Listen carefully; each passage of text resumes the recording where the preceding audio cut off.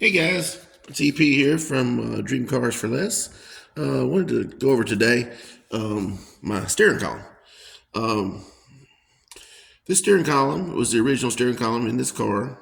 It was a 3-speed on the column, manual shift.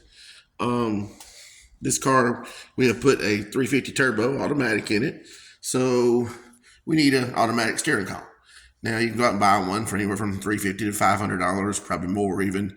But this is building cars for less.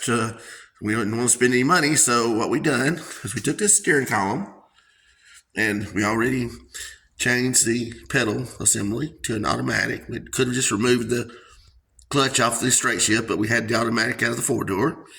So we went ahead and threw that in. Obviously, we got to take the column back out and paint it and stuff like that. But what we did was we come out here, and on the original 3-speed, you have this shifter lever, and you have another one also in front of it. And that was for first and reverse. One of them was. The second one was for second and third. So we took this bearing off right here, removed the other lever off of it, put it back together, did a spot weld right here to where now when you move the column inside, this literally just rotates up and down, straight up and down, and moves the automatic linkage to change the gears on the automatic transmission. So we was able to use the 77 Monte Carlo linkage. If you can see, the rod goes down to a T-rod, fastens ends with some Carter keys, then goes into the side of the transmission, which I don't think you can see really that great, and then goes over to the frame.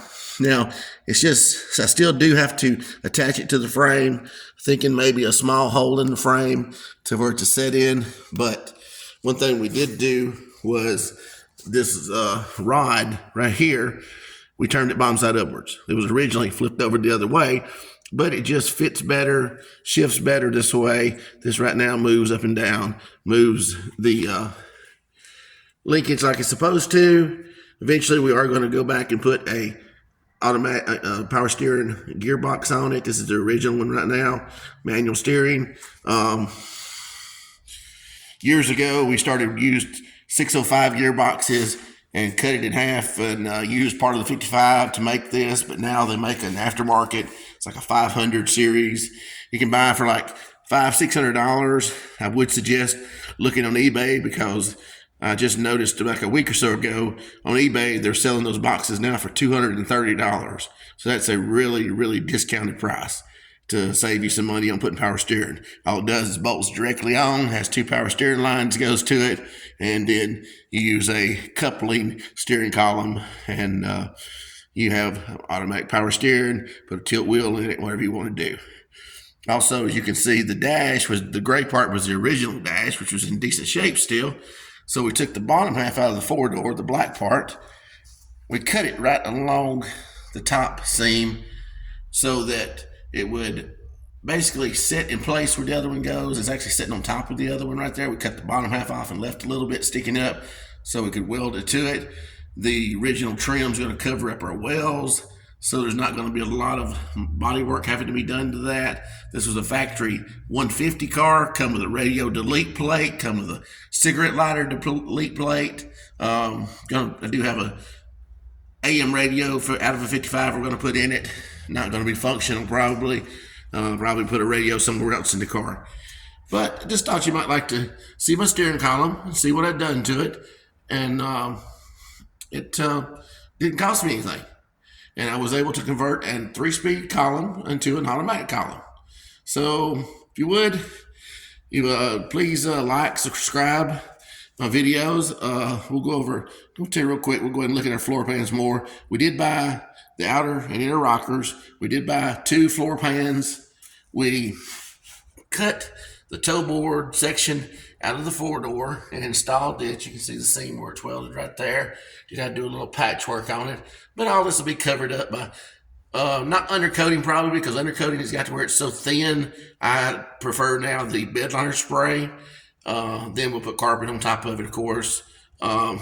This center section for the seat, we was able to get out of a donor car that wasn't the 4-door. It was actually just bought it from another guy that already cut it out. But then the back floorboards, we didn't have any floor pans on. So what we done on them was, as you can see, the hump has been hammered and made into a hump. Then the two sections welded in on both sides. This is actually a top off of a Toyota Corolla. These back floorboards are that we had cut off of a damage one years ago and still had it. We was able to make the floor pans out of it just by doing some hammering, some trimming, and then welding it in place. But being we don't have but $100 in these pans, then of course the cost of the 4-door was, time it was shipped here and everything, it come from South Carolina, ended up with maybe around $1,300 in the 4-door. But we was able to get some of the floor pans. We was able to get the 2 rear quarter panels out of it. We was able to get the whole front clip off of it. Still has a good firewall. Still has a good frame that probably just going to sell. Don't need really to get some of the money back out of it. So anyway, that's good for today, guys. We'll do another video on some of the other modifications a little bit later on.